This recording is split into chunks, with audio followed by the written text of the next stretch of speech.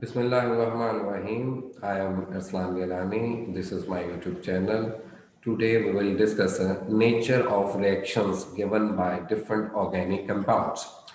Organic compound कैसे reaction देते हैं और उनकी नेचर क्या है ये मैं इस लेक्चर में बताऊंगा। और साथ में हमें इससे बहुत हेल्प मिलेगी कुछ एग्जाम्स वगैरह में एमसीक्यूज को सॉल्व करने के लिए। फॉर एग्जांपल हमारे पास जो बेंजीन है वो इलेक्ट्रोफिलिक सब्स्टिट्यूशन रिएक्शन देता है। तो उसकी जितनी भी एग्जांपल्स हैं जैसे हैलोजिनेशन है, नाइट्रेशन है, सल्फोनेशन है, वो सारे इलेक्ट्रोफिलिक सब्स्टिट्यूशन की कैटेगरी में आएंगे। तो मैं जनरल रिएक्शंस बता दूंगा, एग्जांपल सारी उनको फॉलो किया करेंगे। तो नेचर ऑफ रिएक्शंस के बारे में ये सबसे पहले मैं स्टार्ट करूंगा अल्केन से। अल्केन जो है वो एक नॉन पोलर मॉलिक्यूल है और सैचुरेटेड मॉलिक्यूल है। तो ये सबसे पहले फ्री रेडिकल सब्स्टिट्यूशन रिएक्शंस देते हैं। जो सैचुरेटेड कंपाउंड होते हैं व्यूअर्स, वो सब्स्टिट्यूशन देते हैं, वो एडिशन रिएक्शंस नहीं देते। दूसरा, यानी जैसे मिसाल के तौर पे हैलोजिनेशन है अल्केन की, वो क्या होगी, फ्री रेडिकल सब्स्टिट्यूशन।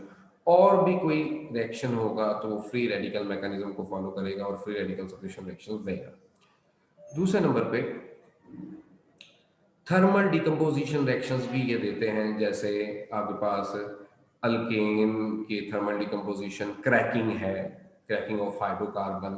इसके अलावा आपके पास जो है वो कार्बोनाइजेशन है, डिस्ट्रक्टिव डिस्टिलेशन है, ये वाले।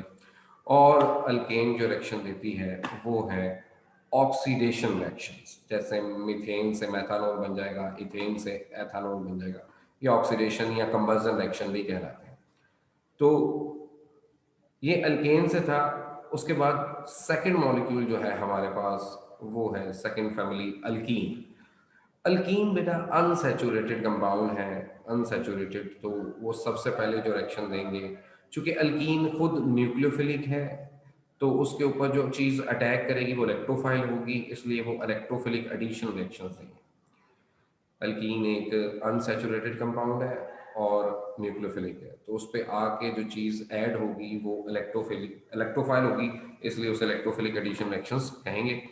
दूसरा अल्कीन जो रिएक्शन देते हैं वो देते हैं addition reactions, sorry oxidation reactions. Oxidation mean जैसे हाइड्रोक्सिलेशन है, जैसे एपॉक्सीडेशन है, ये सारे ऑक्सीडेशन रिएक्शंस हैं। उसके बाद हमारे पास जो तीसरी तरह के रिएक्शन अल्कीन देती है वो पॉलीमराइजेशन रिएक्शन है। और इसमें एडिशन पॉलीमराइजेशन जो है वो होती है इथीन से पॉली इथाइलिन और प्रोपीन से पॉली प्रोपाइलिन जो है वो प्रोड्यूस होता है। थर्ड वन जो है वो हमारे पास है अल्काइन। अल्काइन भी न्यूक्लियोफिलिक है, लेकिन उसका न्यूक्लियोफिलिक करेक्टर कम है due to less naked pi electronic cloud. तो वो भी जो रिएक्शन देगी वो इलेक्ट्रोफिलिक एडिशन रिएक्शंस ही देगी, क्योंकि उसके ऊपर आके जो चीज़ अटैक करेगी वो इलेक्ट्रोफाइल होगी, इलेक्ट्रोफिलिक एडिशन रिएक्शन देगी।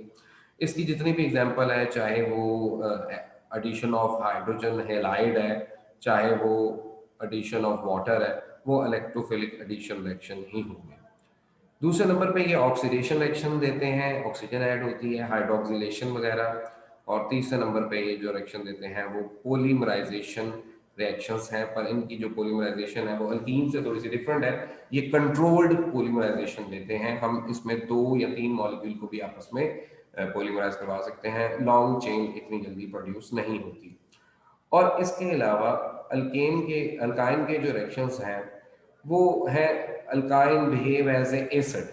जब वो एसिड के तौर पे बिहेव करता है तो उस वक्त वो एज ए एसिड भी रिएक्शन दे रहे होते हैं। और उसको हम टिपिकली अगर कहेंगे तो वो कौन से रिएक्शन होंगे, वो होंगे इलेक्ट्रोफिलिक सब्स्टिट्यूशन रिएक्शंस। क्योंकि अल्काइन का हाइड्रोजन चला जाएगा और वो इलेक्ट्रोफाइल के तौर पे प्रोटॉन की फॉर्म में जाएगा और उसकी जगह कोई भी आयन मेटल का आके जुड़ेगा। तो एक इलेक्ट्रोफाइल का दूसरे इलेक्ट्रोफाइल के जरिए सब्स्टिट्यूट होना, इसे इलेक्ट्रोफिलिक सब्स्टिट्यूशन रिएक्शंस कहते हैं। नेक्स्ट जो है वो हमारे पास है benzene. Benzene is a aromatic compound. It is a poor nucleophile. एक न्यूक्लियोफाइल है पर डीलोकलाइज इलेक्ट्रॉनिक क्लाउड की वजह से ये वीक न्यूक्लियोफाइल है, पुअर है। और ये जो रिएक्शन देते हैं तो मुख्तलिफ कैटेगरीज के देते हैं। सबसे पहले इलेक्ट्रोफिलिक सब्स्टिट्यूशन रिएक्शन, ये मैं पहले भी बात कर चुका हूँ। बेंजीन न्यूक्लियोफाइल है तो उस पर अटैक कौन करेगी, इलेक्ट्रोफाइल, और प्रेफरेबली सब्स्टिट्यूट होगी। ठीक है, क्योंकि अगर एडिशन हो जाए ना बेंजीन में तो उससे क्या होता है कि उसका पाई इलेक्ट्रॉनिक क्लाउड जो उसकी स्टेबिलिटी की वजह है वो ख़त्म हो जाता है। तो वो अपनी स्टेबिलिटी ख़त्म नहीं होने देता, इसलिए जो है वो सब्स्टिट्यूशन रिएक्शन इजीली दे देता है, एडिशन रिएक्शन ज़रा मुश्किल से देता है। तो जितने भी रिएक्शन है, halogenation, sulphonation, nitration, alkylation, acylation वगैरह, ये इलेक्ट्रोफिलिक सब्स्टिट्यूशन रिएक्शन। फिर दूसरे नंबर पे जब इसमें एडिशन होगी, जैसे हैलोजन का ऐड होना है सनलाइट की मौजूदगी में, वो फ्री रेडिकल एडिशन रिएक्शंस होंगे। उसके अलावा ये कंबसन रिएक्शन देता है और कैटालिटिक ऑक्सीडेशन रिएक्शन। इसकी नॉर्मल ऑक्सीडेशन नहीं होती कि MnO4 की मौजूदगी में जो उसके कलर को भी डिस्चार्ज नहीं करता। इसकी जो ऑक्सीडेशन होती है वो कौन सी होती है, वो होती है catalytic oxidation reactions. Vanadium pentoxide catalyst की मौजूदगी में होती है, अदरवाइज ये नहीं होती और रिंग कोलैप्स कर जाती है। लेकिन यहाँ पे व्यूअर्स ये भी बात याद रखना बहुत इंपॉर्टेंट है कि कुछ रिएक्शंस ऐसे हैं जिनके बारे में पूछ लिया जाता है कि वो बेंजीन नहीं देती। तो बेंजीन कौन से रिएक्शन नहीं देती, it does not give polymerization reactions and elimination reactions, ये कभी नहीं देती या मुश्किल से देती है, ये कह लें। तो बेंजीन के बाद हमारे पास नेक्स्ट मॉलिक्यूल है अल्काइल हैलाइड। ये एक सैचुरेटेड कंपाउंड है और बेंजीन भी वैसे तो अनसैचुरेटेड है, लेकिन जब वो सब्स्टिट्यूशन रिएक्शन देगी तो वो बिहेव करेगी as a saturated compound. Alkyl halide बहरहाल अच्छा एक रिएक्टिव क्लास ऑफ कंपाउंड है। क्यों है? Because it has a electrophilic carbon and a good leaving group, और इस गुड लिविंग ग्रुप और इलेक्ट्रोफिलिक कार्बन की वजह से ये रिएक्शन देता है। पर चूंकि सैचुरेटेड है इसलिए सब्स्टिट्यूशन रिएक्शन देगा। और जो ये प्रेफरेबली देता है वो देता है न्यूक्लियोफिलिक सब्स्टिट्यूशन रिएक्शन। एक इलेक्ट्रोफिलिक कार्बन होने की वजह से इसके ऊपर अटैक न्यूक्लियोफाइल करेगी और वो आके सब्स्टिट्यूट हो जाएगी। इसे SN1 और SN2 रिएक्शन कहते हैं। उसके बाद हमारे पास दूसरे जो रिएक्शंस हैं वो हैं बीटा एलिमिनेशन रिएक्शन, जिसे E1 और E2 में कैटेगराइज किया जाता है। ये SN1, SN2 और E1, E2 जो है ये आपस में compete कर रहे होते हैं। रिएक्शन अगर जो हमने चीज़ें ऐड की है उसमें न्यूक्लियोफिलिक कैरेक्टर ज़्यादा है तो SN1 SN2 होगा, और अगर उसमें बेसिक कैरेक्टर ज़्यादा है तो एलिमिनेशन रिएक्शन होगा। इसके अलावा आपके पास एक रिएक्शन अल्काइल हैलाइड देखते हैं, उन्हें कपलिंग रिएक्शंस कहते हैं। ये वुड्स सिंथेसिस या वुड्स रिएक्शन जो है अल्काइल हैलाइड का अल्काइल हैलाइड के साथ फ्यूज हो जाना और एक long chain alkane, symmetrical alkane produce करना, वुड्स रिएक्शन ये कपलिंग रिएक्शंस है। इसके अलावा रिडक्शन रिएक्शंस है। रिडक्शन रिएक्शन में आप जानते हैं कि जब हैलोजन में से अल्काइल हैलाइड में से हैलोजन निकल के कोई हाइड्रोजन आएगा तो वो अल्केन में तब्दील हो जाएगी। इसको हाइड्रोजन के ऐड होने की वजह से रिडक्शन रिएक्शन का नाम देंगे। तो ये था अल्काइल हैलाइड। इसके बाद है हमारे पास अल्कोहल। अल्कोहल बहुत ही एक इंटरेस्टिंग मॉलिक्यूल है, ये मल्टीपल टाइप के रिएक्शन देता है।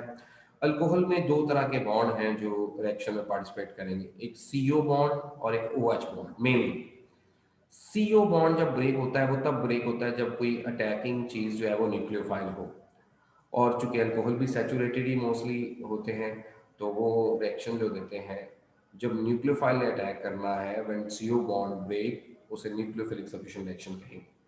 जैसे है reaction of alcohol with HCl, with thionyl chloride और विद अमोनिया वगैरह।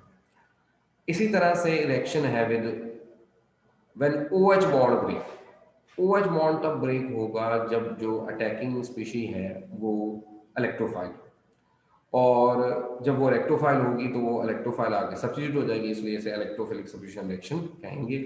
जैसे कि आपके पास रिएक्शन है अल्कोहल का with Grignard agent, with sodium metal and with acetic acid esterification, ये सारे OH बॉन्ड क्लीवेज वाले हैं।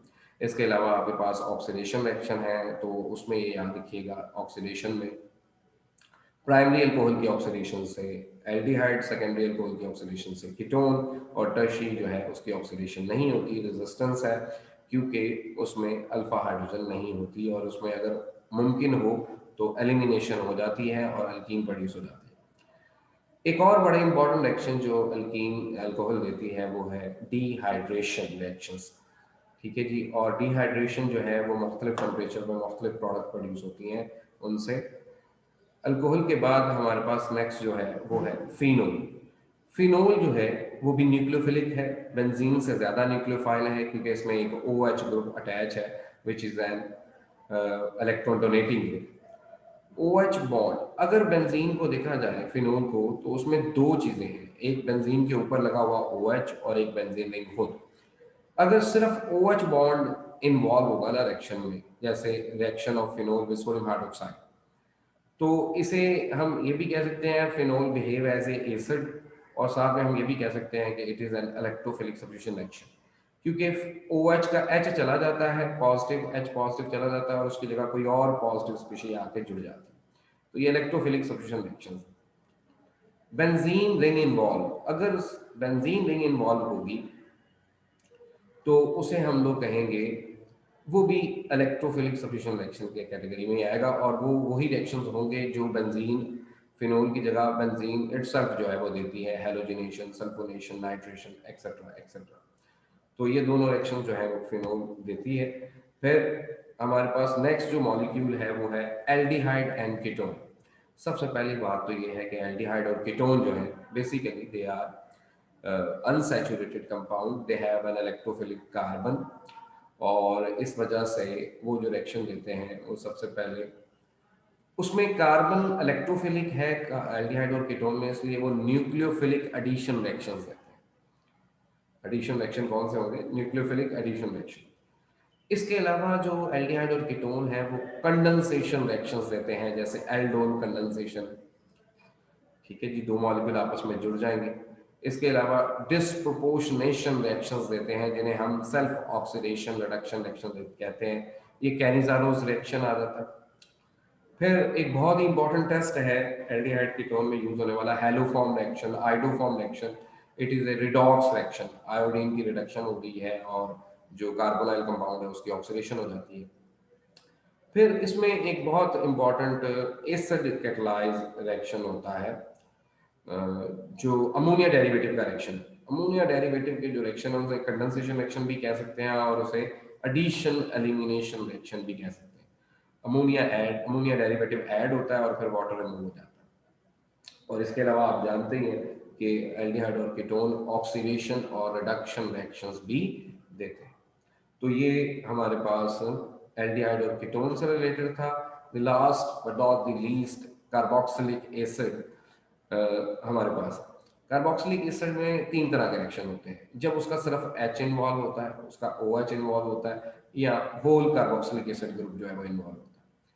अगर उसका हाइड्रोजन इन्वॉल्व होगा तो वो बिहेव करेगा एज ए एसिड, जैसे reaction with sodium hydroxide, sodium carbonate, sodium bicarbonate, वो एसिड है।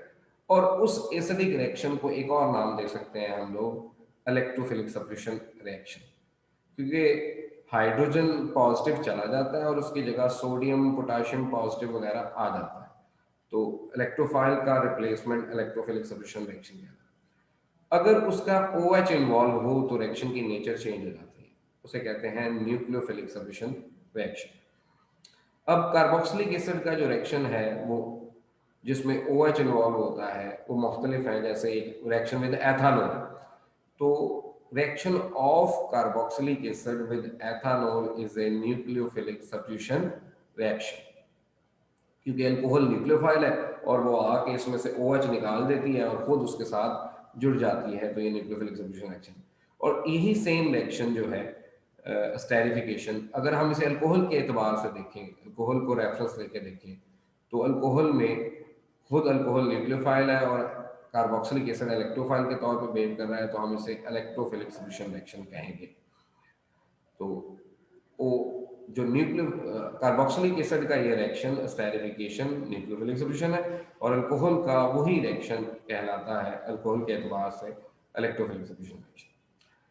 आखिरी जो रिएक्शन कार्बोक्सिलिक एसिड देते हैं वो रिएक्शन होते हैं जिनमें whole carboxylic acid group COOH group involve हो जाता है, इसमें पार्शियल रिडक्शन भी है और कंप्लीट रिडक्शन भी है। पार्शियल रिडक्शन सोडियम बोरोहाइड्राइड या लिथियम एल्यूमिनियम हाइड्राइड की मौजूदगी में होती है, अल्कोहल प्रोडक्ट बनती है। और ये भी याद रखिएगा, कार्बोक्सिलिक एसिड जब रिड्यूस होता है तो प्राइमरी अल्कोहल ही बनती है, कभी भी सेकेंडरी या टर्शियरी अल्कोहल प्रोड्यूस नहीं होती। और कंप्लीट रिडक्शन में अल्केन प्रोड्यूस हो जाती है। इसके लिए हम hydrogen iodide strong reducing agent जो है वो इस्तेमाल करते हैं। अब हमारे पास जो इम्पोर्टेंट चीज़ है वो ये है कि ये सारी कैटेगरीज आ गई रिएक्शंस की, कार्बोक्सिलिक एसिड अल्केन से लेके कार्बोक्सिलिक एसिड तक। अब आप अपनी जो भी बुक्स हैं उसमें देखिएगा तो जो भी रिएक्शन होगा वो इन्हीं में से किसी कैटेगरी में लाई करेगा।